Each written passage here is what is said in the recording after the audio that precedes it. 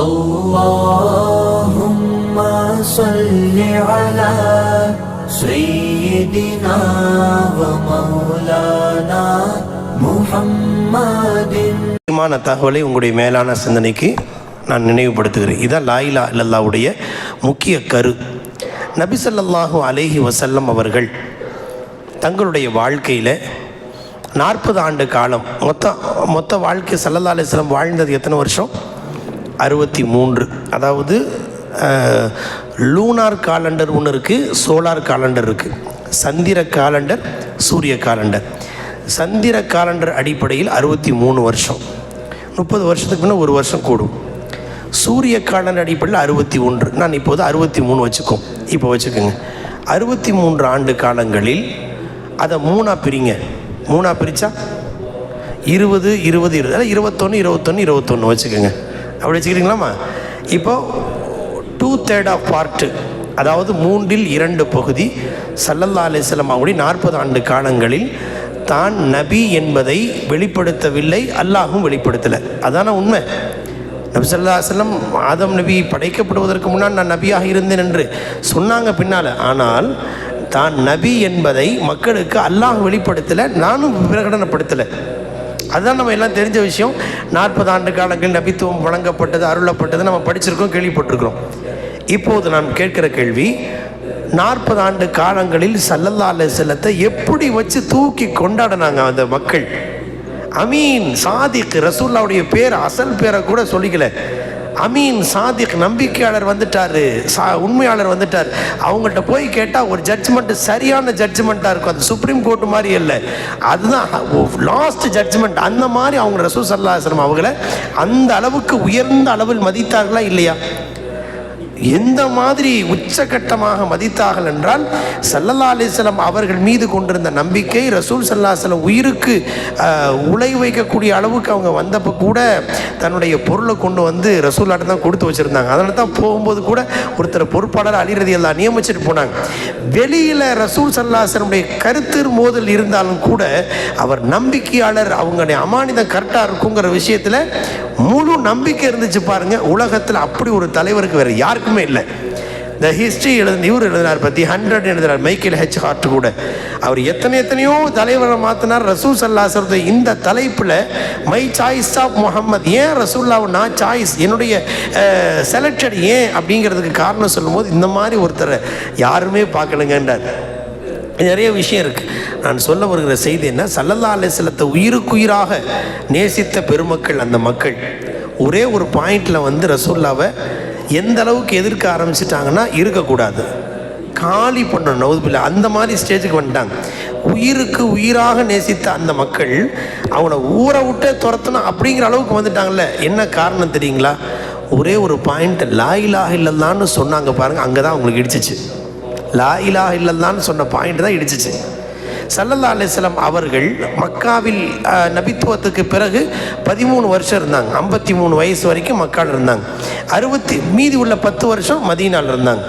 மக்காவில் ரசூல் ஸல்லல்லாஹு அலைஹி வஸல்லம் இருந்தபோது ஸல்லல்லாஹு அலைஹி வஸல்லத்துக்கு நோன்பு கடமையாகலை. நல்லா தெரிஞ்சுக்கணும், நோன்பு கடமையாகலை, ஜக்காத்து கடமையாகலை, பர்தாவுடைய சட்டம் ஆகலை, ஹஜ்ஜுடைய சட்டம் இல்லை. இஸ்லாம்னாலே என்ன நினச்சிருக்கோம்? தொழுகிறது, ஓதுறது, நோன்பு வைக்கிறது, ஜக்காத்து கொடுக்குறது, ஹஜ் செய்கிறது தானே மெயின். இந்த முக்கியமான பகுதிகள் அனைத்துமே மதீனாவிற்கு வந்த பிறகுதான். ஸல்லல்லாஹு அலைஹி வஸல்லம் மதீனாவுக்கு போகிறதுக்கு 1 இயருக்கு முன்னால் மட்டும்தான், 1 வருஷத்துக்கு முன்னால் தான் மிஅராஜ் பயணம். அப்போ தான் தொழுகை கடமையாச்சு. அப்போ ஸல்லல்லாஹு அலைஹி வஸல்லம் 12 வருஷம் ஸல்லல்லாஹு அலைஹி வஸல்லம் அவர்கள் என்ன சொன்னாங்க? அதான் கேள்வி. என்ன சொன்னாங்க? லா இலாஹ இல்லல்லாஹ், லா இலாஹ இல்லல்லாஹ், லா இலாஹ இல்லல்லாஹ். இதை பற்றி தான் விளக்க சொல்லிட்டே இருந்தாங்க.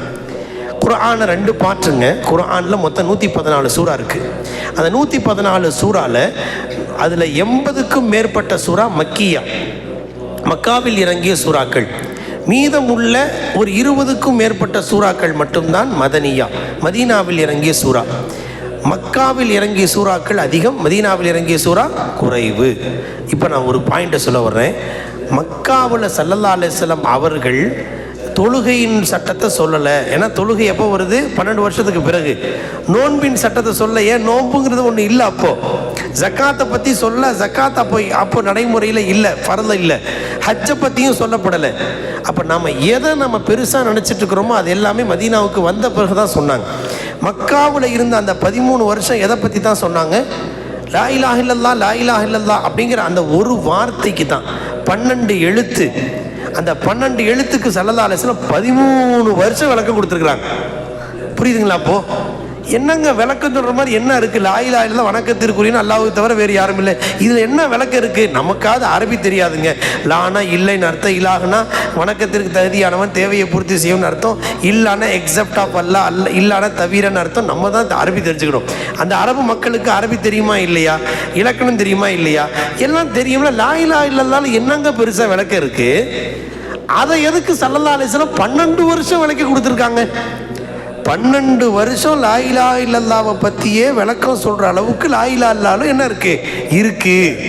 ஏதோ ஒரு விஷயம் இருக்குது லா இலாஹ இல்லல்லாஹ்ல. இப்போ நம்ம சொன்னோம் பாருங்க, வாழ்நாள் ஃபுல்லாக 70 வருஷம் வாழ்நாள் ஃபுல்லாக காஃபிராக, முஷ்ரிக்காக, பெரும்பாவியாக, கொலை செய்வனாக, ஜினா செய்தவனா, வட்டி வாங்கினா வாழ்ந்திருந்தாலும் ஒரே ஒன் டைம் அவன் லா இலாஹ இல்லல்லாஹ்வை சொன்னால் அந்த லா இலாஹ இல்லல்லாஹ்வுடைய பரக்கத்தில் அவன் வாழ்நாள் ஃபுல்லாக செஞ்ச பாவமெல்லாம் மன்னிக்கப்படுகிறது என்றால் லா இலாஹ இல்லல்லாஹ்வில் ஏதோ ஒன்று இருக்கா இல்லையா? ஆதம் அலைஹிஸ்ஸலாம் அவங்கள அல்லாஹ் படைக்கிறான். படைத்த போது அவங்களுக்கு அவங்களுடைய களிமண்ணும் தண்ணீரும் சேர்த்து அதன் பிறகு ரூஹு ஊதப்படுகிறது. ரூஹு ஊதின உடனே கண்ணை விழிச்சு பார்க்குறாங்க, இடுப்போடு எந்திரிச்சு பார்க்குறாங்க. எந்திரிச்ச உடனே அல்லாஹ்வுடைய அரிசி தெரியுது, அல்லாஹ்வுடைய அரிசியுடைய தூண்கள் எல்லாம் தெரியுது. ஒவ்வொரு தூண்லையுமே லா இலாஹ இல்லல்லாஹ் முஹம்மது ரசூலுல்லாஹ், லா இலாஹ இல்லல்லாஹ் முஹம்மது ரசூலுல்லாஹ் ஒவ்வொரு தூண்லையும் எழுதியிருக்கு. இவங்க ஆதம் அலைஹிஸ்ஸலாத்துக்கு ஒரு டவுட்டு, என்ன ரப்பே லா இலாஹ இல்லல்லாஹ் தெரியுது, வணக்கத்திற்குரிய அல்லாஹ்வை தேவையை பூர்த்தி செய்ய அல்லாஹ்வை தவிர வேறு யாரும் இல்லை, ரைட்டு. இது என்ன முஹம்மது ரசூலுல்லாஹ், முஹம்மது ஸல்லல்லாஹு அலைஹி வஸல்லம் இவங்க யாருன்னு கேட்குறாங்க. நான் ஒருத்தன் தானே இருக்கிறேன், இவங்க யாரு? நதர்து இலா கவாயிமிஹி, நபி ஸல்லல்லாஹு அலைஹி வஸல்லம் சொல்கிறாங்க. இப்படி ஆதம் அலைஹிஸ்ஸலாம் சொன்னாங்க. முஸ்னத் ஹாக்கிம்ல மற்ற கிதாபில் வருது. ஹதீஸினுடைய ஒரு முக்கியமான அறிவிப்பு இது. இவங்க யாருன்னு, இவங்க தான் உங்கள் சந்ததியில் கடைசியாக ஒருத்தவங்க வருவாங்க, கடைசி நபி. அவங்க தான் டாப்பு, அவங்க தான் நபிமாவுடைய தலைவர், மனித குலத்தின் தலைவர் அப்படின்னு அல்லாஹ் சொன்னான். இதை மனசில் வச்சுக்கிட்டாங்க. அதுக்கு பிறகு அவங்க சொர்க்கத்தில் முன்பின் நிறைய விஷயங்கள் நடந்துச்சு, நம்ம எல்லாம் கேள்விப்பட்டதான். கடைசியாக அவர்கள் பூமிக்கு அனுப்பப்பட்டார்கள். யாரெல்லாம் செஞ்ச தப்பை மன்னிச்சிருன்னு அழுகிறாங்க. அம்மா ஒரு பக்கம், அத்தா ஒரு பக்கம், தனித்தனியாக எல்லாம் பிரிச்சுட்டான். அழுதாங்க. கடைசியாக ஃபதலக்கா ஆதம் மிர் ரப்பிஹி கலிமாத்தின், அல்லாஹ் பார்த்து என்னென்னமோ சொல்லி இன்றைய ஆதம் அழுகிறாங்களே, எதை சொல்லி கேட்டால் நான் மன்னிப்பேனோ அது அவங்களுக்கு தெரியாமல் தவிக்கிறாங்களேன்னு அல்லாஹ்வுக்கு இறக்கம் வந்துடுச்சு. அப்புறம் அதுக்கு பிறகு அல்லாஹ் ஒரு வார்த்தையை கற்றுக் கொடுக்குறான். அந்த வார்த்தையை சொல்லி கேட்டோன்னே அல்லாஹ் மன்னிச்சிட்டான்.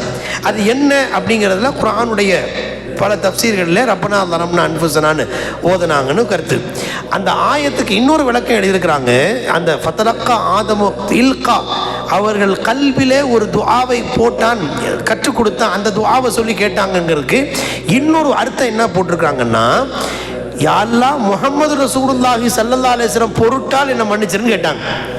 நீ என்னை அரிசியில் வச்சு பார்த்த உடனே அந்த முஹம்மது ரசூலுல்லாஹ் யாருன்னு கேட்டேன், நீ பின்னால் வருவாங்கன்னு சொன்னேன்ல, அவங்க தான் உனக்கு ரொம்ப பிரியமானவங்கன்னு சொன்னேன்ல, அவர்களின் பொருட்டால் என்னை மன்னிச்சுன்னு கேட்டால் எல்லாம் மன்னிச்சிட்டாங்க. இப்படி ஒரு விளக்கம் குர்ஆனுடைய தஃப்சீர்களை எழுதப்பட்டிருக்கிறது, பிரபலமான விரிவுரை அது.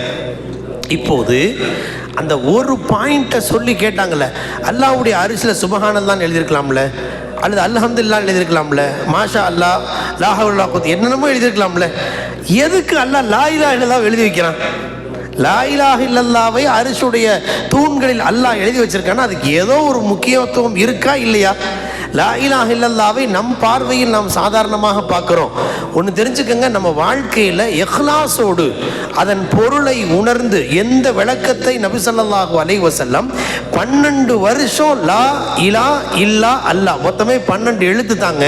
அந்த 12 எழுத்திற்கு நபி ஸல்லல்லாஹு அலைஹி வஸல்லம் 12 வருஷம் விளக்கம் கொடுக்குறாங்க. 12 வருஷம். அப்புறம் என்ன விளக்கம் கொடுத்துருப்பாங்கன்னு நம்ம ஈஸியாக நினைக்கிறோம். அல்ல, ஒரு கடல் அது.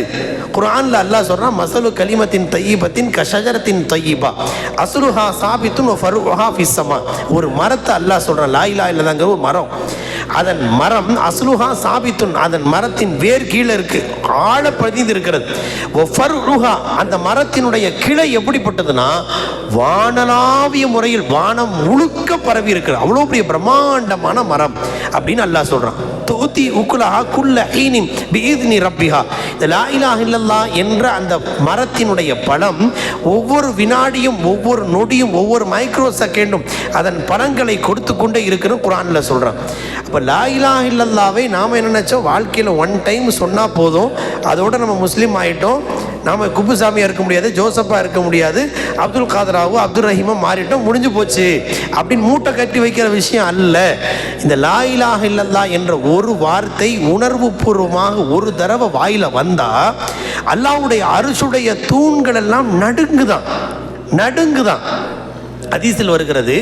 அப்போ அல்லாஹ் சொல்றான், உஸ்குன் அமைதியாயிரு, உஸ்குன் அமைதியாரு அப்படின்னு அல்லாஹ் சொல்லுவான். உடனே அந்த தூண் அல்லாஹ்விடத்தில் பேசுகிறது, யா அல்லாஹ், உன்னை பார்த்து ஒரு அடியான் இந்த பூமியில லா இலாஹ இல்லல்லாஹ்னு சொல்றான், நீ அவனை மன்னிக்கலைன்னா நான் எப்படி ஆடாமல் இருக்க முடியும், நான் எப்படி அமைதியாக இருக்க முடியும் என்று தூண் சொல்லுமா. அப்போ அல்லாஹ் என்ன பதில் சொல்லுவான் தெரியுங்களா? அல்லாஹ் என்ன பதில் சொல்லுவான் தெரியுங்களா? அவனை நான் மன்னிக்கணும்னு முடிவு பண்ணி தான் அவன் வாயில லா இலாஹ சொல்ல வச்சேன். இப்போ லா இலாஹ இல்லல்லாஹ் சொல்லக்கூடிய வாய்ப்பு நமக்கு கிடைக்கிறது என்றால் நம்மை அல்லாஹ் மன்னிக்க முடிவு பண்ணிட்டான். அதில் யக்கீனா இருக்கும். நம்ம ஏனோ தானோ நினைக்கக்கூடாது. அல்லாஹுடைய ஆதரவை, ரஹ்மத்தை, கருணையை நாம் சாதாரணமாக நினைத்து விடக்கூடாது.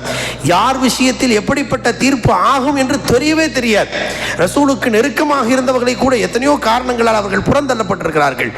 எங்கோ இருந்தவரை கொண்டு வந்து அல்லாஹ் ஒரு லா இலாஹ இல்லல்லாஹ்வுடைய பரக்கத்தில் உயர்ந்த அந்தஸ்தில் கொண்டு வந்திருக்கிறார். காலம் முழுக்க ரசூலுக்கு அருகில் இருந்த காத்திபுல் வஹிய ரைட்டர் எழுதிட்டு இருந்தாங்க. அவங்க தான் மனசில் நான் ரசூலுல்லாவுக்கு வர்ற வகை எனக்கு தான் வருதுன்னு லேசாக நினச்சார். உடனே அல்லாஹ் எந்த அளவுக்கு அவரை தூக்கி எறிஞ்சிட்டான்னு சொன்னால், கடைசியில் ஸல்லல்லாஹு சொன்னாங்க அவர் காஃபிரா போயிட்டாருன்னு சொல்லிட்டு அவரை பூமியே உள்வாங்காதுன்னு சொன்னாங்க, பூமி துப்பிடுனாங்க. அதுக்கு பிறகு மூத்தா பண்ண பிறகு அடக்கம் பண்ணாங்க. அடக்கம் பண்ணதுக்கு பிறகு அவர் ஜனாசா மறுநாள் பார்த்தா பூமிக்கு மேலே இருக்கு ஜனாசா. யார் தோண்டி இங்கே வெளியில் போட்டாங்கன்னா, ரெண்டாவது நாளும் இரண்டாவது குழியை தோண்டி அதற்குள் புதைத்து விட்டு போயிட்டாங்க. மூன்றாம் நாள் வந்து பார்த்த போதும் ஜனாசா மேலே இருக்கு. யார் இந்த விளையாட்டு பண்ணுறது அப்படின்னு கடைசியாக அவர்கள் புரிந்து கொண்டார்கள். பூமி அதை ஏற்றுக்கொள்ளவில்லை என்று புரிந்தார்கள்.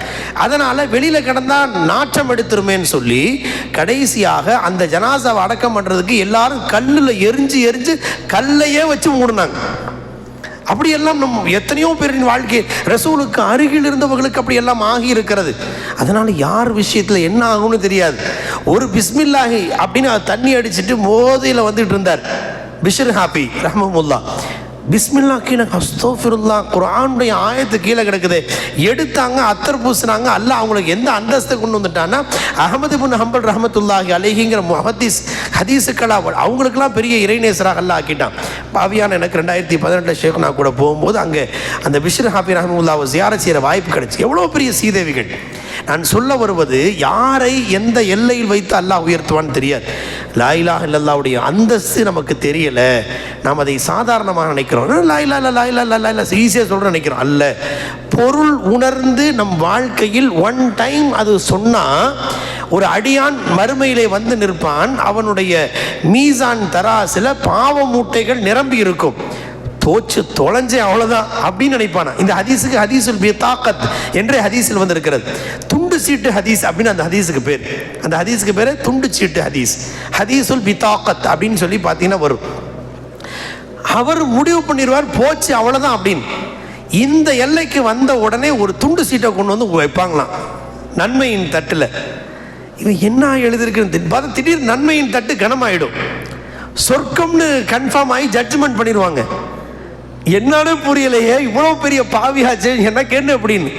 அதில் என்னங்க எழுதியிருக்கு, யாருங்க நீங்கள் அப்படின்னு கேட்பான் அவன். அப்போது பதில் சொல்லப்படும், நீ உன்னுடைய துன்யாவில் வாழுகிற போது இஹ்லாஸோடு சொன்ன அஷ்ஹது அல்லா இலாஹ இல்லல்லாஹ் வ அஷ்ஹது அன்ன முஹம்மதன் அப்துஹு, நீ சொன்ன அந்த ஒரு கலிமா தான் அது அப்படின்னு. ஒரு கலிமாவுடைய வேல்யூவேஷன்ல அவன் வாழ்க்கை ஃபுல்லாக செஞ்ச எல்லா பாவமுமே குறைஞ்சு போயிடும். நன்மை தட்டுக்கான. அப்போ லா இலாஹ இல்லல்லாஹ்வுடைய வேல்யூ நமக்கு தெரியலங்க. அதன் மதிப்பை உணர்ந்த பெருமக்கள் வாழ்நாள் பொழுதெல்லாம் அதற்கு ஒரு தனி அந்தஸ்தை கொடுத்தாங்க. அதனால் நாம் நினைப்பதை போல் லா இலாஹ இல்லல்லாஹ் என்பது வாய் வழி வார்த்தையில், லா இலாஹ இல்லல்லாஹ்ங்கிறது வாழ்க்கை. அதைத்தான் நம்முடைய ரசூல் ஸல்லல்லாஹு அலைஹி வஸல்லம் லா இலாஹ இல்லல்லாஹ்னா விளக்கம் கொடுத்தாங்க. என்ன விளக்கம் கொடுத்தாங்க? உங்கள் வாழ்க்கையில் எந்த தேவையாக இருந்தாலும் அதை நிவர்த்தி செய்யக்கூடிய தகுதி அல்லாஹ் ஒருத்தனுக்கு மட்டும்தான் இருக்குது. இதை சொல்லும் போதுதான் வெடிச்சிருச்சு. எந்த மாதிரி வெடிச்சிருச்சுன்னா, ரசூல்லா உயிருக்கே உழை வைக்கக்கூடிய அளவுக்கு மக்கள் வெடிச்சிட்டாங்க. ஏன்னா அவங்க என்ன புரிஞ்சு வச்சுருந்தாங்கன்னா, அல்லாஹ்வை வணங்கினார்கள், அல்லாஹ்வை ஏற்றிருந்தார்கள் அந்த மக்கள். ரசூல்லாவுடைய தகப்பனார் பெயர் என்ன? அப்துல்லா. அப்துல்லான்னா அல்லாஹ்வின் அடிமை. அது இஸ்லாமிய பெயர் தானே. இந்த பெயரை யார் சூட்டினார்கள்? ரசூல்லாவுடைய தாதா அப்துல் முத்தலிப் தானே கூட்டினாங்க. அப்போ தான் மகனுக்கு அப்துல்லான்னு பேர் வைக்கிறாங்கன்னா அல்லாஹ்வை பற்றி அவங்க ஏற்கனவே தெரிஞ்சிருக்கும்ல. தெரியாமல் இந்த பெயரை வைத்திருப்பார்களா? நாம் நினைக்கிறோம் ரசூல்லா தான் வந்து அல்லாஹ்வை, ரசூல் ஸல்லல்லாஹு அலைஹி வஸல்லம் வந்த பிறகு தான் அல்லாஹ்வை பற்றி அவங்களுக்கு தெரியல. அல்லாஹ்வை பற்றி ஏற்கனவே அவங்களுக்கு தெரியும். சரியாக புரிஞ்சுக்கணும். ரசூலுல்லாஹி ஸல்லல்லாஹு அலைஹி வஸல்லத்தை பற்றி, அல்லாஹ்வை பற்றி எப்படி புரியணுமோ அப்படி புரியல. அதான் பாயிண்ட்டு. அல்லாஹ்வை பற்றி என்ன புரிஞ்சுருந்தாங்கன்னா, அல்லாஹ் பெரிய கடவுள், அல்லாஹ் பெரிய சாமி. அந்த பெரிய சாமியை நம்ம டைரெக்டாக நெருங்க முடியாது. இந்த குட்டி சாமியெல்லாம் அவங்கள வந்து ரெக்கமெண்டேஷன் பண்ணால் தான் அவங்கள ஒரு பெரிய ஆளை போய் சந்திக்கணும். கீழே இருந்து கவுன்சிலர்லேருந்து அவரை பிடிச்சி இவரை பிடிச்சி காக்கா பிடிச்சி வேட்டியை பிடிச்சி தான் ருக்கு செஞ்சு சஜிதா தான் அங்கே போக முடியும்னு நினைக்கிற மாதிரி அப்படி தான் புரிஞ்சு வச்சுருந்தானுங்க. அதான் அல்லாஹ் குர்ஆனில் சொல்கிறான், ஏன்டா இப்படிலாம் அல்லாஹ் உட்பட்டு இதை வணங்குறீங்க? அல்லாஹ்கிட்ட கேட்டால் பத்தாதான்னு கேட்டால், மா நஅபுதுஹும் இல்லா லியுகர்ரிபூனா இலல்லாஹி ஸுல்ஃபா. நாங்கள் இதெல்லாம் வணங்குறது எதுக்குன்னா, இவங்கெல்லாம் எங்கள் அல்லாஹ் பெரிய கடவுள், அவங்கள்ட்ட இதில் ரெக்கமெண்டேஷன் பண்ணும், அல்லாவின் பக்கம் எங்களை நெருக்கமாக்கி வைப்பாங்க அப்படின்னு சொன்னதா குர்ஆன்லயே இவங்களை பற்றி அல்லாஹ் சொல்கிறான். அப்போ அதெல்லாமல் என்ன செஞ்சிருந்தாங்க? காபாவை புனிதமான பூமியில் காபாவுக்குள்ளார அதை கோயிலை போன்று ஆக்கி வைத்திருந்தார்கள் என்பதுதானே உண்மை. சிலை உள்ளே இருந்துச்சுன்னா என்ன அர்த்தம்? அப்போது சிலை, ஒரு சிலை இல்லை, எத்தனை சிலை இருந்துச்சு? 360 சிலை, ஒவ்வொரு நாளைக்கு ஒரு சிலை இப்படி வச்சுருந்தாங்க. அது அல்லாமல் ஒவ்வொரு தேவைக்கும் ஒரு கடவுளுக்கு அப்படின்னு வச்சுருந்தாங்க. இப்போ நம்ம தமிழ்நாட்டு ஸ்டைலில் சொன்னால் ஈஸியாக உங்களுக்கு புரியும். ஷேக்னா சொன்னாங்க, புரிகிற மாதிரி சொல்கிறதா இருந்தால், தமிழ்நாட்டில் ஒவ்வொரு தேவைக்கும் ஒரு கடவுள் வச்சுருக்காருங்க. இப்போ கல்விக்கு யார்கிட்ட போனோம்? சரஸ்வதினு ஒருத்தர், சரஸ்வதி வித்யாலயம் ஸ்கூல் ஓப்பன் பண்ணி வச்சுருக்காங்கல்ல. பணம் வேணும்னா லக்ஷ்மிகிட்ட போனோம். தனலக்ஷ்மி பேங்க்குன்னு வேறு ஓப்பன் பண்ணி வச்சுருக்கலாம். லக்ஷ்மி பேரில் பேங்க் ஓப்பன் பண்ணால் நிறையா இன்வெஸ்ட் வரும்னு நினச்சிக்கிட்டு, லக்ஷ்மிங்கிறது அது செல்வத்திற்கான கடவுள், சரஸ்வதிங்கிறது கல்வி தேவைக்கு இந்த கடவுள்கிட்ட போகணும். நம்ம ரப்பீசுதின் இல்மா சொல்கிற மாதிரி அவங்க சரஸ்வதியை பிரார்த்தனை செய்கிற மாதிரி, அது மாதிரி ஒவ்வொன்றுக்கும் ஒரு கடவுள். மழை பெய்யணும்னா மாரியம்மாட்ட அது வேண்டுதல் வேணும், மாறினா மழைன்னு அர்த்தம் இல்லைங்களா? அப்போ அதுக்கு இவர் வேணும். பாதுகாப்புக்கு நம்ம சுபானதி சக்கலனா ஓதுற மாதிரி முனியப்பன் பேரில் 4 எலுமிச்சம்பழம் வச்சா அது பாதுகாப்பு, அது அவனுடைய. அப்போ பாதுகாப்புக்கு ஒரு கடவுள், கல்விக்கு ஒரு கடவுள், அதே மாதிரி பணம் தேவைன்னா அதுக்கு ஒரு கடவுள். அப்படி ஒவ்வொருத்தருக்கும் ஒரு கடவுள் டிபார்ட்மெண்ட்டை பிரித்து வச்சுருக்காங்க பாருங்க. அது மாதிரி ஒவ்வொரு தேவைக்கும் ஒரு கடவுளை பிரித்து வைத்து தான் வணங்கியிருந்தார்கள். யார்? தமிழ்நாட்டில் இந்த பழக்கம் இருக்கிற மாதிரி அரபுலகத்தில் அப்படித்தான் இருந்தது. லாத்து உஸ்ஸா மனாத் அஃபரைத்துமுல் லாத்த வல் உஸ்ஸா வ மனாத்த சாலிசத்தல் உக்ரா. குர்ஆன்ல அல்லாஹ் சொல்கிறான் இதெல்லாம் என்னென்ன கடவுள்னு. அந்த சாமி பேர்லாம் குர்ஆன்ல இருக்குங்க. சாமி என்னென்ன? லாத்துன்னு ஒரு சாமி இருந்துச்சான், உஸ்ஸான்னு ஒரு சாமி இருந்துச்சான், மனாத்துன்னு ஒரு சாமி இருந்துச்சான். அந்த மனாத்துங்கிற சாமியை பார்த்துட்டு வந்தால் இங்கே உள்ளவன் மனாத், சோமநாத்னு சொல்கிறான்ல, சோமநாதபுரம் ஆலயம் மனாத், சோமநாத்னு சொல்லி ஆய்வாளர்கள் சொல்கிறாங்க. அப்போ நிறைய இந்த மாதிரி நிறையா வச்சுருந்தான். ஒவ்வொரு தேவைக்கும் இன்றைக்கி இந்த தேவைக்கு இந்த கடவுள்கிட்ட போகணும், கல்யாண தேவைக்கு விட்ட போகணும், குழந்தை பாக்கியத்துக்கு இந்த கடவுள்கிட்ட போகணும்னு பிரித்து வச்சுருந்தான். அப்போது ரசூல் ஸல்லல்லாஹு அலைஹி வஸல்லம் உங்கள் வாழ்க்கையில் எந்த தேவை வந்தாலும் அல்லாஹ் ஒருத்தன் மட்டும்தான் நிவர்த்தி செய்ய முடியும், அதை உடைச்சு சொன்னாங்க பாருங்க. அவங்க என்ன சொன்னாங்க? அஜஅலல் ஆலிஹத இலாஹம் வாஹிதா இன்னஹாதா லஷைஉன் உஜாப். என்ன ஆச்சரியமாக இருக்குது, இவ்வளவு தேவைகளுக்கு இத்தனை கடவுளை வச்சே எங்கள் தேவை நிவர்த்தி ஆகலை, இது எல்லாத்தையும் விட்டு போட்டு ஒரு நபரை பிடிங்க ஒரு இலாகுன்னு சொல்கிறீங்களே, என்னங்க இது ஆச்சரியமாக இருக்குது அப்படின்னு அவங்க சொன்னதா குர்ஆனில் சொல்கிறாங்க. அப்போது இவ்வளவு இந்த மலைக்கு விட்ட போகணும், இதுக்கு விட்ட போகணும், இவர்கிட்ட இதுக்கு போகணும், பணத்துக்கு இதுக்கு போகணும், நான் இவ்வளவு தேவைக்கு இவ்வளோ டிபார்ட்மெண்ட்டை பிரித்தே எங்கள் தேவை நிவர்த்தி ஆகலை, இது எல்லாத்தையும் விட்டு போட்டு ஒருத்தரை பிடினா எப்படிங்க அந்த ஒருத்தர் எல்லாருக்கும் கொடுக்க முடியும்? அவங்க தாட் அப்படி இருந்துச்சு. ஸல்லல்லாஹு அலைஹி வஸல்லம் இதை சொன்ன போய் தான் பெரிய பிரச்சனையை வெடிக்குது. அவர்கள் தங்களுடைய முன்னோர்கள் இப்படிலாம் செஞ்சாங்க, எங்கள் அத்தாமா இப்படி தான் பண்ணாங்க அப்படின்னு. இப்போ அவங்க அத்தா அம்மா வழிகேட்டுக்கு இருந்தால் நீங்கள் ஏற்றுப்பியா அப்படின்னா அவங்க அத்தா அம்மாவை பற்றி பேசினா அவங்க ஏற்றுக்க முடியல அவங்களால். குர்ஆனில் அல்லாஹ் அதை தான் சொல்கிறான். இஸ்லாஹ் மாத இதில் கூட எழுதப்பட்டிருக்கிறது. முர்ஷித்னா கபில் அதை பற்றி எழுதியிருக்கிறாங்க. அரபுலக மக்கள் அத்தா அம்மா மேலே உயிரே வச்சுருப்பாங்க. அவங்கள பற்றி ஏதாவது தப்பாக பேசுனா அவ்வளோதான், கொன்றுவேன் அப்படின்னு சொல்கிறது மாதிரி வெறுத்தில் வேகத்தில் வாழை உருவிடுவாங்க. அத்தா அம்மாவை விட்டு கொடுக்கவே மாட்டாங்க. விட்டு கொடுத்தாங்கன்னா ஒரே ஒருத்தருக்கு தான் விட்டு கொடுத்தாங்க அந்த மக்கள். ரசூலுல்லாஹி ஸல்லல்லாஹு அலைஹி வஸல்லம் அன்பு வந்த உடனே ஃபிதாக்க அபி வ உம்மி யா ரசூலுல்லாஹ், எங்கள் அத்தா அம்மா உங்களுக்கு அர்ப்பணம்னு சொல்லி தான் ஆரம்பிப்பாங்க. தாய் தகப்ப மேலே அரபு நாட்டு மக்கள் வச்சிருந்த அந்த மாதிரி யாருமே வைக்க முடியாது. அப்படி ஒரு அன்பு வச்சுருந்தாங்க. அதனால் உங்கள் தாய் தகப்ப உங்களுடைய முன்னோர்கள்லாம் இந்த மாதிரி தான் வழிகட்டு கிடந்தாங்கன்னு சொன்ன உடனே ஸல்லல்லாஹு அலைஹி வஸல்லம் சொன்ன உடனே என்ன எங்கள் அத்தா அம்மா பற்றி தப்பாக பேசுகிறாங்க அப்படி சொல்லித்தான் ரசூலுல்லாஹ் மேலேயே வேகம் வந்துருச்சு. எதற்கு சொல்ல வருகிறோம் என்றால், தேவைகளை பூர்த்தி செய்யக்கூடிய ஆற்றல் அல்லாஹ் ஒருத்தனுக்கு மட்டும்தான் இருக்குது. அதான் ஈமான். அதில் ஒரு சின்ன பிசுறு கூட வரக்கூடாது. அல்லாஹ் ஒவ்வொருத்தருக்கும் ஒரு தேவை நிவர்த்தி செய்யறதுக்கு ஒரு வாசல் அல்லாஹ் வச்சுருக்கான். ஒருத்தரை கேட்டால் என்னங்க பண்ணுறீங்கன்னு கேட்டால் என்டர்பிரைஸ் பண்ணுங்க, நீங்கள் என்னங்க பண்ணுறீங்கன்னு கேட்டால் விவசாயம், நீங்கள் என்ன பண்ணுறீங்க ஐடிங்க, நீங்கள் என்ன பண்ணுறீங்க செப்பல் கடை வச்சுருக்கேன், நீங்கள் என்னங்க பண்ணுறீங்க துணி கடை வச்சுருக்கேன், நீங்கள் என்ன பண்ணுறீங்க சம்பளத்துக்கு ஒர்க் பண்ணுறீங்க, நீங்கள் என்ன பண்ணுறீங்க பர்னிச்சர் வச்சுருக்கேங்க, நீங்கள் என்ன பண்ணுறீங்க நான் இந்த மாதிரி கஞ்சி வியாபாரம் பண்ணுறேங்க, நீங்கள் என்ன பண்ணுறீங்க சுண்டல், நீங்கள் காய்கறி. ஒவ்வொருத்தருக்கும் ஒவ்வொரு டிபார்ட்மெண்ட்டு ஒரு காரணம் இருக்கிறது. ஆனால் இவற்றின் மூலம் கொடுப்பது யார்? அல்லாஹ் ஒருத்தன் தான். அல்லாஹ்வால் மட்டும்தான் கொடுக்க முடியும். நம்ம பிஸ்னஸ் பண்ண பண்ண பண்ண நம்ம சில சமயங்களில் கொஞ்சம் மேலே வந்த உடனே நம்ம அறியாமல் நம்ம மனசில் என்ன வந்துடுது தெரியுங்களா? யதார்த்தமாக உள்ளதை சொல்கிறேன்.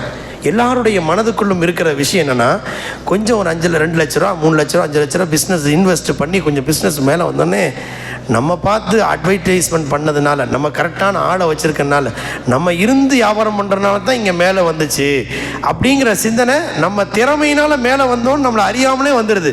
இப்படி எண்ணம் வந்தால் ஷிர்க்குன்னு குர்ஆனில் சொல்கிறான்ல. ஷிர்க்குனா நாம் என்னமோ லட்சுமியோ சரஸ்வதியோ பிதா சுதன் பரிசுத்த ஆவின்னு சொன்னால் தான் ஷிர்க்கு நினச்சிட்டு இருக்கிறோம். அல்ல, இப்படி ஒரு சிந்தனை வந்தால் ஷிர்க்கு.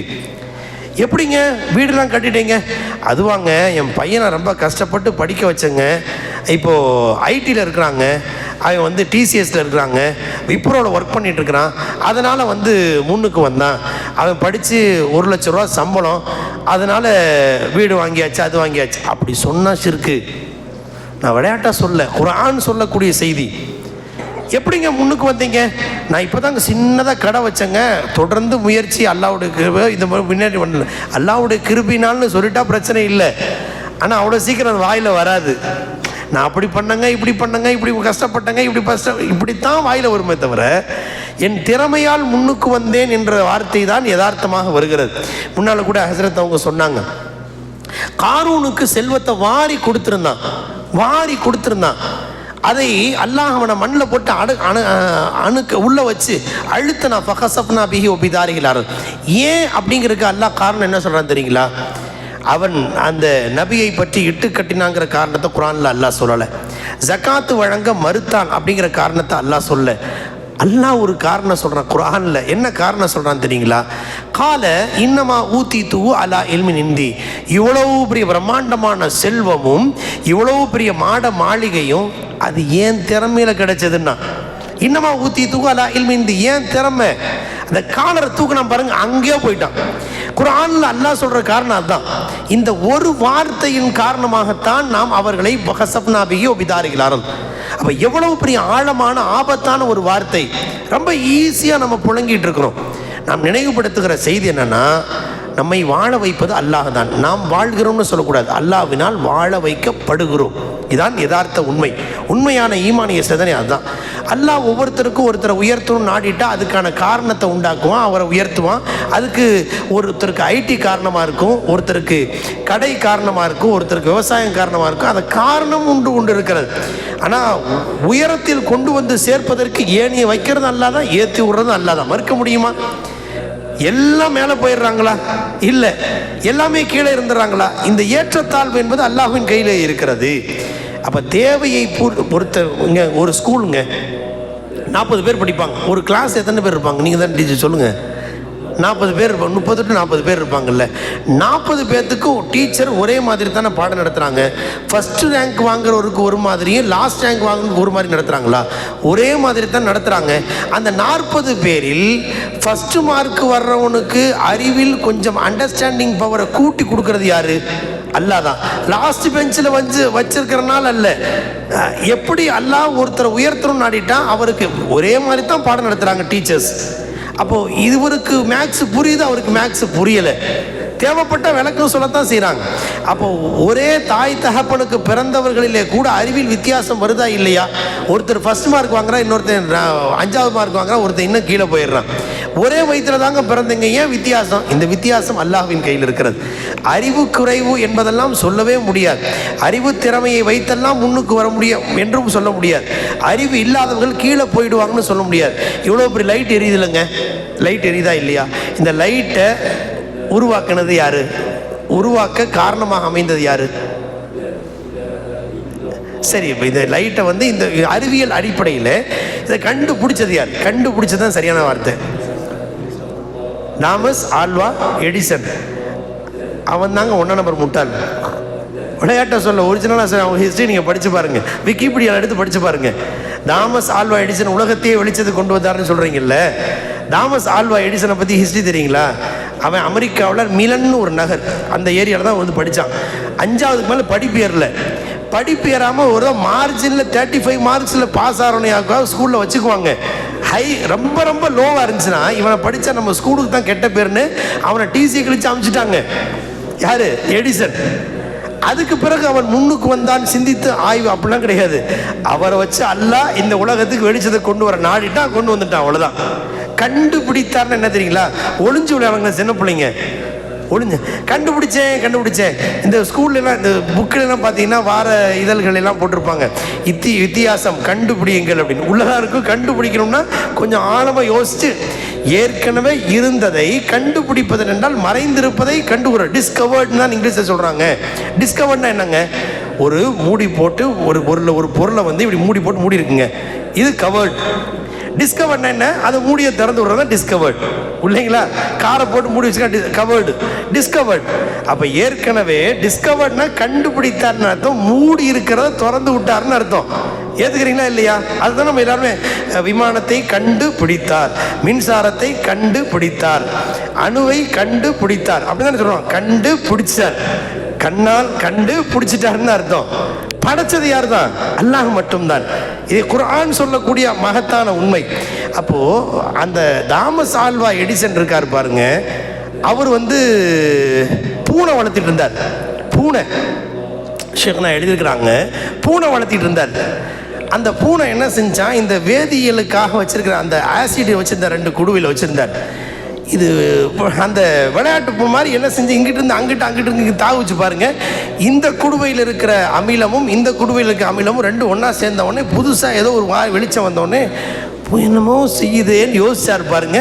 மின்சாரத்தை கண்டுபிடிச்சார் தாமஸ் ஆல்வா எடிசன்.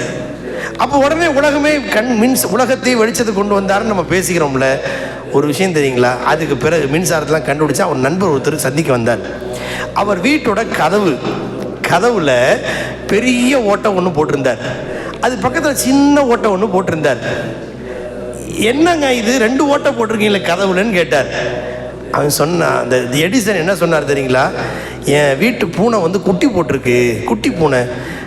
அதுக்கு இந்த பெரிய பூனை இருக்குல்ல, அது பெரிய ஓட்டை வழியாக போகும், சின்ன ஓட்டை வழியாக சின்ன பூனை போகணும் அப்படின்னா. வந்த ஃப்ரெண்டு நண்பன் கேட்டான், ஏப்பா அந்த பெரிய ஓட்டை வழியாகவே சின்ன பூனையும் போகாதா? ஓஹோ அப்படி கூட இருக்குல்ல அப்படின்னு யோசிச்சானா. அப்போ எவ்வளோ முட்டாள்னு யோசிக்கங்க. ஆனால் அவன் தான் உலகத்துக்கு வெளிச்சத்தை கொண்டு வந்தான். அறிவு ஆய்வு என்னென்னமோ பண்ணவன் ஒரு பக்கத்தில் ஏன் இன்னொரு ஓட்டை தேவையில்லை, இந்த ஓட்டை அப்படின்னு கூட யோசிக்கிற அளவுக்கு இல்லை. அப்போ அந்த அறிவில் இந்த ஆய்வு திறனை வெளிக்கொண்டுவது யார்? அல்லாஹ் தானே. இது மின்சாரத்திற்கு மட்டுமல்ல, இந்த உலகத்தில் எல்லாருக்கும் பொருந்தும். அது ஒரு சின்ன தாமஸ் ஆல்வா எடிசன் ஒரு சின்ன உதாரணம் சொல்லப்பட்டது. இதை சொல்லி உங்களுடைய மேலான சிந்தனைக்கு எதை சொல்ல வருகிறோம் என்றால், மனித வாழ்க்கையில் நம்மை படைப்பதல்ல, அறிவில் திறமையை உருவாக்குவதல்ல, உயரத்திற்கு கொண்டு வருவதல்ல, உயரத்திற்கு கொண்டு வருவதற்கு ஏணியை வைக்கிறது அல்ல, மேலே ஏற்றி விடுறது அல்லாதான். செல்வத்தை கொடுப்பதும் அல்ல, செல்வத்தை சேமிக்க வைக்கிறதும் அல்லாதான். வான்னகு ஹுவ அகுனா வாக்குனா. அல்லாஹ் ஒருத்தரை செல்வந்தரை ஆக்கணும்னு முடிவு பண்ணிட்டா எவ்வளவு சம்பாதிச்சாலும் அதில் சேமிக்கிறதுக்கு ஒரு சான்ஸ் கொடுப்பான். அல்லாஹ் 1.5 லட்சம் ஆயிடுச்சு, நகை விலை சேமிக்க நினைப்பார். எங்கிட்ட கொஞ்சம் மிச்சமான தனங்க சேமிக்க முடியும்.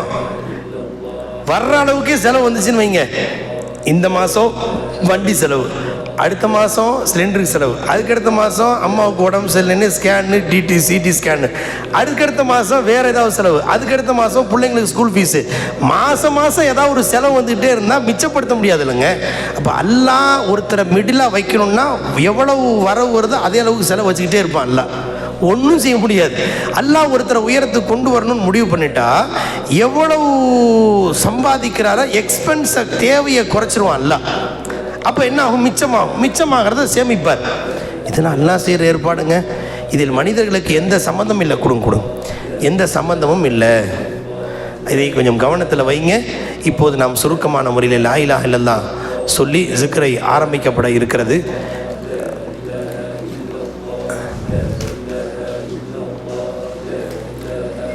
பாஸ் பண்ணி வைங்க. அல்லாஹும்ம ஸல்லி அலா ஸையிதினா முஹம்மது. ஆக நான் மேலான சிந்தனைக்கு என்ன சொல்ல வர நாடுகிறேன் பாவியான் என் மூலம் அல்லாஹ் எதை சொல்ல வைத்தானோ அதனுடைய சுருக்கம் என்னவென்றால், லா இலாஹ அப்படின்னா என்ன அர்த்தம்? லானா இல்லைன்னு அர்த்தம். இலாஹ்னா என் வாழ்க்கையின் தேவை அனைத்தையும் நிவர்த்தி செய்யக்கூடிய நாயன் அப்படின்னு அர்த்தம். நம்ம ஏன் வணங்குறோங்கிற ஒரு கேள்வி என்னென்னா, வணங்குறோன்னு ஏன் வணங்குறேன்? நம்ம தேவை நிவர்த்தி செய்கிறோம், அதனால தான் வணங்குறோம். ஏன் இந்த கடவுளை போய் இவங்க வணங்குறாங்கன்னு கேட்டால், என் தேவை நிவர்த்தி செய்ய அவன் நினைக்கிறான். அதனால் கல்விக்கு இது, பணத்துக்கு இது, அவன் தேவை நிவர்த்தி செய்கிறதா நினைக்கிறனால தான் அதை கடவுள் ரேஞ்சு கொண்டு போகிறான். வாழ்த்த வயதில்லை வணங்குகிறோன்னு சொல்கிறான்ல, எதனால் சொல்கிறான் அந்த மாதிரி? அவன் ஏதோ கல்விக்கு உதவி செஞ்சுருப்பான், ஏதோ மருத்துவத்துக்கு உதவி செஞ்சுருப்பான். அப்போது அவனுக்கு ஏதாவது ஒன்று கிடைச்ச உடனே தன்னுடைய தேவைக்கு ஒருத்தர் உதவி செஞ்சுட்டாருன்னா அவரை கடவுள் மாதிரி என்னை காப்பாற்றுறீங்கிறான். டாக்டர் ஏதாவது காப்பாற்றிட்டாரு, உயிர் பழைக்க முடியாமல் ஐசியூவில் கிடந்தார், எப்படியாவது காப்பாற்றுங்கன்னு கடைசியில் ரெடி ஆகி டிஸ்சார்ஜ் ஆகும்போது கடவுளே அப்படிங்கிறான். அவன் ஏன் அப்படி நினைக்கிறான் அப்படின்னா, அவன் பார்வையில் பிழைக்க முடியாதல் இருந்ததாகவும் அதை இவர் நிவர்த்தி செஞ்சுட்டார்னா இவரை கடவுளாக பார்க்கிறான். அப்போ மனித வாழ்க்கையிலே ஒரு தேவை யார் மூலமாவது நிவர்த்தியானால் அவரை கடவுளாக கருதுகிற வழமை மனிதர்களிடத்தில் இருக்கிறது. அதைத்தான் ஸல்லல்லாஹு அலைஹி வஸல்லம் உடைச்சாங்க. அட தேவையை நிவர்த்தி செய்யறதுக்கு மனிதனை அல்லாஹ் காரணமாக்குறான், தவிர மனிதர்களால் நிவர்த்தி செய்ய முடியாது. அது கொடுக்கறது அல்லாஹ் தான். இப்போது ஒரு முர்ஷிதா ஒரு உதாரணம் அடிக்கடி சொல்லுவாங்க. ரேஷன் கடைக்கு போகிறாருங்க, பொங்கல் பரிசு கொடுத்தார் ஒருத்தர். யார்? அங்கே டிஸ்ட்ரிபியூட்டர் இருப்பார்ல, அவர் 3000 ரூபா கொடுத்தாருன்னு வச்சுக்கோங்க. வாங்கினோன்னே நல்ல நேரத்தில் கொடுத்தீங்க, யாருமே கொடுக்காது, எனக்கு யாருமே உதவி செய்யலை, உங்களை மாதிரி ஒருத்தர் யாருமே இல்லைங்க, கடவுளுங்க அப்படி அவனா சொல்லுவானா? என்ன சொல்கிறான்? முதல்வர் வாழ்க, அவர் வாழ்க, இவர் வாழ்க. ஏன்? அவர் தான் ஆர்டர் போட்டார், அவர் போட்ட உத்தரவில் இவர் கொடுக்குறார். இவர் கொடுக்கிறவர் தான், ஆனால் உத்தரவு போட்டவர் இன்னொருத்தர். நம்ம சிந்தனை ரேஷன் கடையில் கரெக்டாக வேலை செய்யுது இல்லைங்க. ஏன் இது மற்ற விஷயத்தில் வேலை செய்ய மாட்டேங்குது? துனியாவில் ஒரு ரேஷன் கடைக்கு போகும்போது அது பொங்கலை வாங்கிட்டு, பொங்கல் பரிசை வாங்கிட்டு 3000 ரூபாய் வாங்கிட்டு இவருக்கு இவர் கொடுக்கல, இன்னொருத்தர் தான் கொடுத்தாருன்னு சிந்தனை வருதில்ல, இவருக்கு மேலே உள்ளவர்னு வருதில்ல. ஏன் நமக்கு வாழ்க்கையில் எது கிடைச்சாலும் மேலே உள்ளவனுடைய உத்தரவு தான்ங்கிறது ஏன் புரியாமல் இருக்கும்? இவர் கொடுத்தார், அவர் கொடுத்தார். ஒர்க் இஸ் ஒர்ஷிப், செய்யும் தொழிலே தெய்வம். ஒரு கடையில் ஒருத்தன் பையில போட்டிருந்த அடிக்கடி சொல்லுவாங்க, கடையே என் கோயில், வாடிக்கையாளரை தெய்வங்கள். இது வாயால் சொல்லாட்டியும் பல பேருக்கு அந்த எண்ணம் வந்துடுது. இப்போ ஒரு நகை கடையில் போய் ஒன்று வாங்கணும்னா அவன் அப்படி அது பண்ணி, கடவுளே நீங்கள் வந்திருக்கீங்க அப்படின்னு தான் நினைக்கிறான். அது 1 பவுன் வாங்கினாலும் 10 பவுன் வாங்கினாலும் அவன் என்ன தெய்வமாக பார்க்குறான். தெய்வமே எனக்கு நீ தான், அந்த மாதிரி பார்க்குறான் பாருங்க. இது மனிதனுடைய ஒரு இறை நம்பிக்கையான பார்வை இப்படி இருக்கக்கூடாது. எவ்வளவு உழைத்து நாம் முன்னுக்கு வருவதாக இருந்தாலும் இந்த பிஸ்னஸ் எனக்கு வாழ வைக்கல, இதன் மூலம் என்னை வாழ வைக்கிறது அல்லாஹ் தான். ஸல்லல்லாஹு அலைஹி வஸல்லம் சஹாபாக்கள் பிஸ்னஸ் பண்ணிகிட்டே இருப்பாங்க. அன்றைக்கெல்லாம் பிளாட்ஃபாரம் தான், ஷோரூம் வியாபாரம்லாம் எங்களுக்கு பிளாட்ஃபாரம், துணிக்கடை வச்சு வியாபாரம் பண்ணுவாங்க. திடீர்னு வந்து எல்லாம் ஒன்று சொல்லுவாங்க, லா இலாஹ இல்லல்லாஹ் லா இலாஹ இல்லல்லாஹ்னு அடிக்கடி சொல்லுவாங்க. ஏன்னா இந்த பிஸ்னஸ் என்னை வாழ வைக்கலை, இதனால் நான் மேலே வரல, இதை கொண்டு கொடுப்பது அல்லாஹ். அதை அடிக்கடி தன்னை ஈமானை வந்து புதுப்பிச்சுக்கிட்டே இருப்பாங்க. நம்ம கொஞ்சம் மேலே வரும்போதே அந்த சிந்தனை லேசாக டச் ஆகிடும். நம்ம உழைச்சோம், நம்ம கஷ்டப்பட்டோம், அதனால் நம்ம மேலுக்கு வந்தோம் அப்படிங்கிற சிந்தனை நம்மை அறியாமல் நம் உள்ளத்தில் குடிகொண்டு விடும். இது பெரிய பேராபத்து. இந்த பேராபத்திலிருந்து காப்பாற்றுறதுக்கு ஸல்லல்லாஹு அலைஹி வஸல்லம் என்ன சொல்கிறாங்க, அப்பப்போ அப்டேட் பண்ணிகிட்டே இருங்க. அந்த அப்டேட் பண்ணுற முறை தான் லா இலாஹ இல்லல்லாஹ் லா இலாஹ இல்லல்லாஹ் சொல்லுங்கள். ஃபோனை அப்டேட் பண்ணேன்னா ஹேங் ஆகிடுதுங்க. எல்லாத்துலேயும் அப்டேட் பண்ணுறோம்ல, துணியை போட்டே இருக்கிறதுல அதையும் நம்ம சொல்லுது, அப்பப்போ நம்ம ஏதாவது அப்டேட் பண்ணிக்கிறோம்ல, ஒவ்வொன்றிலையும் அப்டேட் இருக்குது. அது ஈமான்லேயே அப்டேட் இருக்குது. அதான் ஜத்திது ஈமானுக்கும் கவுல் லா இலாஹ லா இலாஹ இல்லல்லாஹ் லா இலாஹ இல்லல்லாஹ் அடிக்கடி சொல்லி சொல்லி சொல்லி உங்கள் ஈமானை அப்டேட் பண்ணிகிட்டே இருங்க. இல்லைன்னா ஹேங் ஆகிடும், ஒன்றும் யூஸ் பண்ண முடியாது. அப்போ அந்த அப்டேட் பண்ணக்கூடிய முறை தான் லா இலாஹ இல்லல்லாஹ். இப்போ அப்டேட்னா என்ன, வெறும் லா இலாஹ இல்லல்லாஹ் வாயில் சொல்கிறது இல்லை, அதன் பொருள் உணர்ந்து சொல்லுதல். இப்போ சுருக்கமான சில விஷயத்தை மட்டும் உங்கள் சிந்தனை நிறுத்துங்க. லா இலா இல்லா அல்லா 4 வார்த்தை. முஹம்மது ரசூலுல்லாஹ் அதில் ஒரு 12 எழுத்து, லா இலாஹ இல்லல்லாஹ் 12 எழுத்து, 24 எழுத்து மொத்தம். இந்த 24 எழுத்தில் ஒரு பெரிய கடல் இருக்குது. அதில் எங்கேயுமே புள்ளி இருக்காது. கவனித்து பார்த்தீங்கன்னா தெரியும், புள்ளி இருக்காது. பாவில் புள்ளி இருக்குங்க, தாவில் 2 புள்ளி இருக்குல்ல, 2 புள்ளி இருந்தால் அது வந்து மெய்ய. தமிழில் வந்து பாருங்கள், இலக்கணம் நீங்கள் என்ன படிச்சிங்க அது அப்படியா, தமிழ் ஆசிரியர்கள்ட்ட கேட்டு பாருங்கள். நேர் நேர் தேமா, நிறை நேர் புளிமான்னு சொல்லிட்டு இது வந்து மாத்திரைலாம் படிக்கிறோம்ல, அது படிச்சிருக்கோம்ல. அப்போ என்னென்னா உயிர் எழுத்து மெய் எழுத்துன்னு படிக்கிறாங்கல்ல. அப்போ மெய் எழுத்து அப்படின்னா தனியாக அதை உச்சரிக்க முடியாது. இம் ப்ளஸ் ஆ மா அப்படின்னு தானே பிரிக்கிறோம் நம்ம. அப்போது மெய்யெழுத்துனா அதுக்கு அரை மாத்திரை, உயிரெழுத்துக்கு 1 மாத்திரை அப்படின்னா பிரிக்கிறோம்லாம் இல்லையா. இப்போ இது அரை மாத்திரைன்னா அதுக்கு கிரேடு கம்மி. நீங்கள் லா இலாஹ இல்லல்லாஹ் முஹம்மது ரசூலுல்லாஹ்ல இந்த பாவில் புள்ளி இருக்குது, தாவில் புள்ளி இருக்குது, நூனில் புள்ளி இருக்கும். இந்த புள்ளி எழுத்து ஒன்று கூட இருக்காது பாருங்கள். 12 லா இலாஹ இல்லல்லாஹ் முஹம்மது ரசூலுல்லாஹ் இதில் எங்கேயுமே புள்ளி இருக்காது. புள்ளி உள்ள எழுத்து இல்லாமல் அல்லாஹ் பார்த்து செலக்ட் பண்ணியிருக்கான் பாருங்கள். அதுவும் 24 எழுத்து, 24 மணி நேரமும் சிந்தனையில் இருக்கணுங்கிறதுக்காக 24 எழுத்து செலக்ட் பண்ணியிருக்கான் பாருங்கள். லா இலாஹ இல்லல்லாஹ்ல 12, முஹம்மது ரசூலுல்லாஹ்ல 12. எவ்வளவு நுணுக்கமாக அல்லாஹ் வச்சுருக்கான் பாருங்கள். லா இலாஹ இல்லல்லாஹ்வை பற்றி பேசினால் பேசலாம், அவ்வளோ விஷயம் இருக்குது. ஆக லா இலாஹ அப்படின்னு சொல்லும்போது லானா இல்லை, ஜின்ஸை நபி செய்யக்கூடிய லா என்று மார்க்க அறிஞர்கள் அதை பற்றி விளக்கம் சொல்லியிருக்கிறார். என்ன சொல்லணும், இப்போ நம்ம சொல்லும் போது என் வாழ்க்கையில் யார் யாருக்கு என்னென்ன தேவைகள் இருக்கிறதோ, ஒருத்தர் கேட்டால் குழந்தை பாக்கியம் வேணுங்க, ஒருத்தர் கேட்டால் பிஸ்னஸில் நல்லா இருக்குது, நல்ல பறக்கத்து வேணும், ஒருத்தர் கேட்டால் சொந்த வீடு வேணுங்க, ஒருத்தர் கேட்டால் குடும்பத்தில் பிரச்சனையாக இருக்குது அது சரியாகணும், ஒருத்தர் கேட்டால் என் பையனுக்கு ஒரு நல்ல பொண்ணு அமையணுங்கங்குவார், ஒருத்தர் கேட்டால் என் பிள்ளைக்கு ஒரு நல்ல மாப்பிள்ளை கிடைக்கணும், ஒருத்தர் கேட்டால் இந்த எக்ஸாமில் நல்ல முறையில் பாஸ் ஆகணுங்குவார். ஒவ்வொருத்தருக்கும் ஒரு தேவை இருக்கா இல்லையா. ஒருத்தர் கேட்டால் எங்கள் அம்மாவுக்கு உடம்பு சரியில்லாமல் கஷ்டப்படுறாங்க, உடம்பு ஆஃபியத்தாகணும், ஒருத்தர் கேட்டால் இந்த கடனை அடைக்கிறதுக்கே 5 வருஷம் ஆச்சு இன்னும் அடையலை, கடன் அடையணுங்குவார், ஒருத்தரை கேட்டால் ஹஜ்ஜுக்கு போகணுன்னு ரொம்ப நாளாக கஷ்டப்பட்டு தடுமாறிட்டு இருக்கிறேன், ஹஜ்ஜுக்கு போகணுமேங்குவார். ஒவ்வொருவருக்கும் ஒவ்வொரு தேவைகள் இருக்கும். ஒரே மாதிரியாக அல்லாஹ் தேவையை வச்சுருக்கவே மாட்டான். யாரை வேணாலும் கேளுங்க, எல்லாருக்கும் இந்த உலகத்தில் இருக்கிற 800 கோடி பேருக்கு ஒரே தேவை இருக்காது, பிரித்து பிரித்து வச்சுருப்பான். ஒருத்தருக்கு கடன் அடைஞ்சிருக்கும், குடும்பத்தில் பிரச்சனையாக இருக்கும், ஒருத்தருக்கு கடன் பிரச்சனையாக இருக்கும், மற்ற எல்லாமே நல்லா இருக்கும். ஒவ்வொருத்தருக்கும் ஒவ்வொரு மாதிரி. இது அல்லாஹ்வுடைய சிஸ்டம். அப்போ வாழ்க்கையில் யார் யாருக்கு என்னென்ன தேவை இருக்கிறதோ அந்த தேவை நிவர்த்தி செய்யக்கூடிய ஆற்றல் யாருக்கு தான் இருக்குது, அல்லாஹ் ஒருவனுக்கு மட்டும்தான் இருக்கிறது. இந்த விஷயத்தை தான் ஸல்லல்லாஹு அலைஹி வஸல்லம் அடித்து மனசில் ஆழமாக பதிய வச்சாங்க. அதனால் லா இலாஹ அப்படின்னு சொல்லும்போது நம்ம கல்வியில் எப்படிப்பட்ட உணர்வு வரணும்னா, யார் யாருக்கு என்னென்ன தேவைகளுக்கு கொஞ்சம் நெருங்கி வந்துடுங்க, எல்லாருமே பக்கத்தில் வந்துடுங்க, தூரமாக இருக்கக்கூடாது. மஜ்லிஸினுடைய அதபுகளில் முக்கியமான ஒன்று, நெருங்கி வந்துடுங்க, பக்கத்தில் வாங்க. லா இலாஹ இல்லல்லாஹ் லா இலாஹ இல்லல்லாஹ். இதனால் என்ன கல்வியில் வரணும், லா இலாஹ என்று சொல்லும்போது என்னுடைய வாழ்க்கையின் தேவைகள் எதுவெல்லாம் இருக்கிறதோ அவை அனைத்தையும் நிவர்த்தி செய்யக்கூடிய தகுதி ஆற்றல் இந்த உலகத்தில் யாருக்குமே இல்லை. இவரை பிடிச்சா வேலையாகும், அவரை காக்கா பிடிக்கணும், இவரை பிடிக்கணும், இந்த இவரை பிடிக்கணும் அல்ல. எல்லாத்துக்கும் ஒருத்தனை தான் பிடிக்கணும். யார்? அல்லாஹ் ஒருவன் மட்டும்தான். அதுக்காக மற்றவரை நாடக்கூடாது என்பது பொருள் அல்ல. இவர் மூலம் கொடுப்பது அல்லாஹ், இவர் மூலம் கொடுப்பது அல்லாஹ். மூலம்தான் இவர்களை தவிர கொடுப்பவன் யார்தான்? சுயமாக அல்லாஹ்வால் மட்டும்தான் தர முடியும். இல்லல்லாஹ் சொல்லும்போது அல்லாஹ் ஒருவனை தவிர உலகத்தில் யாருக்கு அந்த ஆற்றல் இல்லை. யார் யாருக்கு என்னென்ன சிரமங்கள் இருக்கிறதோ அத்தனை சிரமங்கள் அது ஒவ்வொருவருக்கும் ஒவ்வொரு கோணத்தில் இருக்கலாம். அது உடலான சிரமம், பொருளாதார சிரமம், குடும்பத்தின் சிரமம், பிள்ளைகளின் சிரமம், என்ன சிரமமாக இருந்தால் அந்த கஷ்டத்தை யாராலும் நிவர்த்தி செய்ய முடியாது இந்த உலகத்தில். இல்லல்லாஹ் அல்லாஹ்வால மட்டும்தான் முடியும். இது வெறும் வார்த்தை அளவில் அல்ல, அந்த உணர்வோடு அந்த லா இலாஹ இல்லல்லாஹ் ஒரு லா இலாஹ இல்லல்லாஹ் வந்துச்சுன்னா போதுங்க. அந்த ஒரு துண்டு சீட்டில் கொண்டு போய் வச்சுட்டா போதும், அது சொர்க்கம் கொண்டு போய் அல்லாஹ் தௌஃபீக் செய்வானாக. எனவே அந்த உணர்வோடு நம்ம சொல்லணும். சொல்லாங்களா இன்ஷா அல்லாஹ்? அதாவது அல்லாமா இக்பால் சொல்கிறான், லா இலாஹ இல்லல்லாஹ் हजार बार बोलने से क्या हासिल, दिलो निगाह मुसलमान नहीं तो कुछ भी नहीं. லா இலாஹ இல்லல்லாஹ்வை வார்த்தையில் வெறும் வாயால் சொல்லிகிட்டே இருக்கிறனால என்ன ஆகிட போகுது? திலோ நிகாஹோ முசல்மான் நஹி தோ குச் பி நஹி.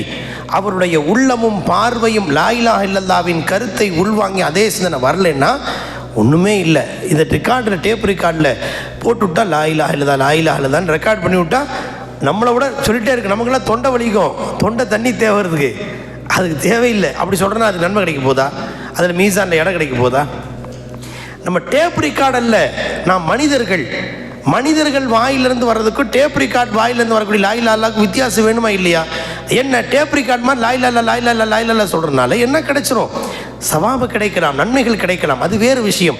நமக்கு அல்லாஹ் அறிவை கொடுத்துருக்கான், சிந்தனையை கொடுத்துருக்கான். அதை உணர்ந்து அதன் கருத்தை உள்வாங்கி சொல்வதுதான் மனிதனுடைய சிறப்பம்சம்.